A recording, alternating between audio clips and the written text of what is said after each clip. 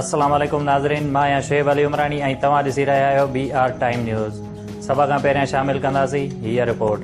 जो भी इस मुल्क में कानून को ब्रेक करेगा, चाहे वो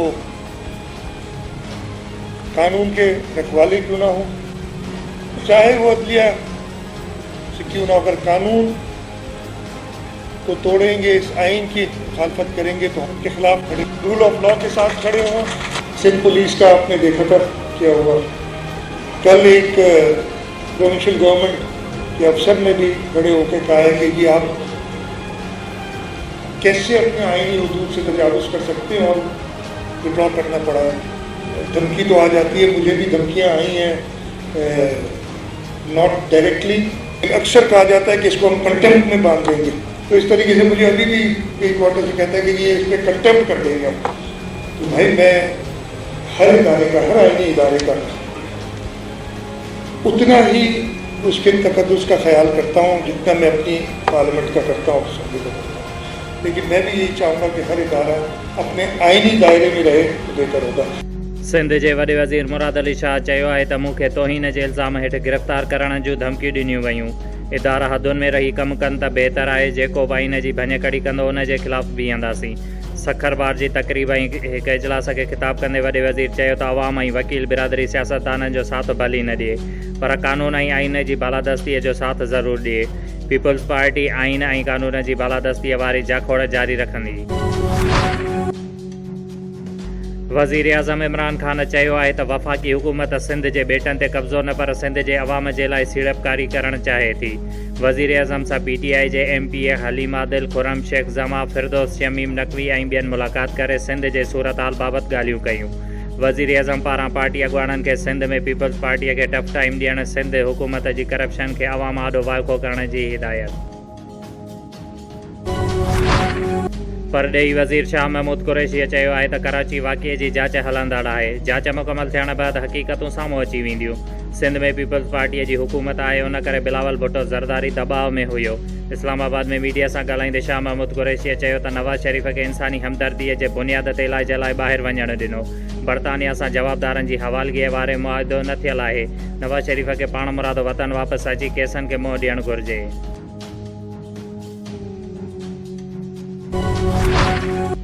पीपल्स पार्टीअ जे चेयरमैन बिलावल भुट्टो ज़रदारी चयो आहे त करोड़ नौकरियुनि जो ऐलान कंदड़ इमरान ख़ान हर इदारे मां माण्हू कढी रहियो आहे। जंहिं बि सूबे में तहरीक इंसाफ़ जी हुकूमत आहे, उते तबाही आई आहे। गिलगित जे इलाइक़े में ख़िताब कंदे बिलावल चयो त गिलगित जो अवाम हक़नि वारी जाखोड़ में असांजो साथ ॾिए। असां गिलगित जे अवाम खे इमरान ख़ान खां बचाइणु चाहियूं था। इमरान ख़ान जेके बि वाइदा करे थो, उन्हनि ते यूटर्न वठे थो। नून लीग जी पार्लियामानी पार्टी मुल्क जे बदतरीन महांगाई, बेरोज़गारी, मईशत जी तबाही, सियासी इंतकाम जो ज़िम्मेवार वफ़ाक़ी सरकार खे करार ॾींदे ठहराव मंज़ूर करे वरितो। ठहराव मूजिबि दवाउनि जी क़ीमतुनि में 30 खां 32% ताईं वाधि करे अवाम सां दहशतगर्दी कई वई। मौजूदा हुकूमत जो इक़्तिदार में रहणु मुल्क ऐं क़ौम जे मुफ़ाद में न आहे। PDM जी जोड़जक ऐं अपोज़िशन जे APC जे एजेंडा जे मुकमल हिमायत IG सिंध जी मुबैना अगवा जी मज़म्मत बि कई वई।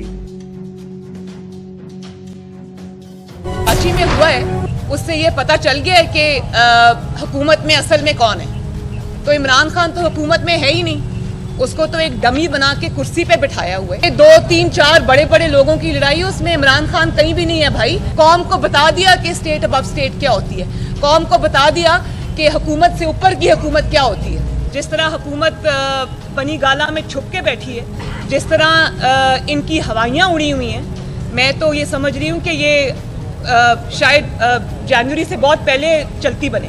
नून लीग जी अॻुवाण मरियम नवाज़ चयो आहे त इमरान ख़ान असांजो हदफ़ न आहे, हू त सिर्फ़ु हिकु मोहरो आहे, असुल जहिड़ो वॾनि जो आहे। हुकूमत जनवरीअ खां अॻु हली वेंदी। लाहौर में लॉन्ग मार्च कंदड़ बलोच शागिर्दनि सां मुलाक़ात कंदे मरियम नवाज़ चयो त कराची वाक़िए ते जांच जी ज़रूरत न आहे, हर शइ वाज़े लॻी पई आहे। सभिनी खे ख़बर पइजी वई त असुल में कंहिंजी हुकूमत आहे। शहबाज़ शरीफ़ खे भाउ सां न विढ़ण जी सज़ा ॾिनी पई वञे। नवाज़ शरीफ़ खां सवाइ पाकिस्तान ऐं शहबाज़ शरीफ़ खां सवाइ पंजाब लावारिस आहे।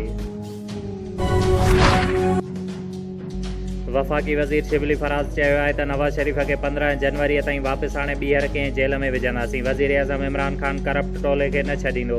इस्लामाबाद में प्रेस कॉन्फ्रेंस कंदे शिबली फराज़ चयो त पंहिंजे दौर में नोट खे इज़त ॾींदड़ हाणे वोट खे इज़त जी ॻाल्हि कनि था। हीअ हुकूमत में अचण खां पोइ वोट जी इज़त विसारे वेहंदा आहिनि। मरियम नवाज़ चवे थी त कराची वाक़िए ते जांच जी ज़रूरत न आहे। ही पाण खे कानून खां मथां सम्झनि था। चाई मनूमल लॻ नुसरत कैनाल सदावाह मां फरहान कलोड़ो जो लाश हथ, जेको गुज़िरियल 48 कलाक अॻु पंहिंजी मोटरसाइकिल ते सवार थी पंहिंजी मोटरसाइकिल खे पंचर लॻाइण पई वियो त सदावाह में किरी पियो हुयो, जंहिंजो लाश वॾी ॻोल्हा खां पोइ 48 कलाकनि बाद मिलियो आहे। नवाबशाह एयरपोर्ट थाणे जी हद मां बोरीअ में बंदि लाश हथ, ॻोठाणनि पारां पुलिस खे इतलाह, पुलिस लाश खे खणाए अस्पताल पहुचायो। लाश जी हिन महिल ताईं का सुञाणप न थी सघी आहे। लाश खे PMC अस्पताल जे सर्दखाने में रखियो वियो आहे। पब्लिक लाइब्रेरी नौशर फिरोज़ में सहूलतुनि जी खोट ख़िलाफ़ सिंधी शागिर्द तहरीक ऐं लाइब्रेरीअ में पढ़ंदड़ शागिर्दनि लाइब्रेरीअ खां प्रेस क्लब ताईं एहतिजाजी मुज़ाहिरो करे धरणो आयो, जंहिं ते हुन जो चवणु हुयो त लाइब्रेरीअ में CSS, LLB, medical, engineering, science ऐं दुनिया जे जदीद अदब जा किताब मौजूदु न आहिनि, जेके हिते मुहैया करे ॾिना वञनि। बिरिया रोड शहर जे सहाफ़ी निसार अहमद जी शादी, जंहिं में सहाफ़ी इताद जे मरकज़ी सदर एम ज़फ़र तगर, अवामी प्रेस क्लब नौशर फिरोज़ जे सदर अख्तर चांडियो, सीनियर सहाफ़ी बशीर अहमद उमराणी, ज़ाहिद अली मंगी, शुएब उमराणी ऐं ॿियनि शिरकत कई। District नौशर Firoz police Kandiaro police लुत्फ़ अली मरीअ खे बिना लाइसेंस रिपीटर ऐं गोलियुनि समेत गिरफ़्तार करे वरितो। मोरो पुलिस जवाबदार इख्तियार माछीअ जे कब्ज़े मां 10 बोतलूं शराबत करे गिरफ़्तार करे वरितो। ऐं जॾहिं त मेरापुर पुलिस 2 चोरी शुदा मोटरसाइकिलूं रोकराए असुल मालिकनि जे हवाले करे छॾियूं। शुएब अली उमराणीअ खे ॾींदा इजाज़त। वधीक ख़बरुनि ऐं अपडेट्स लाइ ॾिसंदा रहो BR टाइम न्यूज़।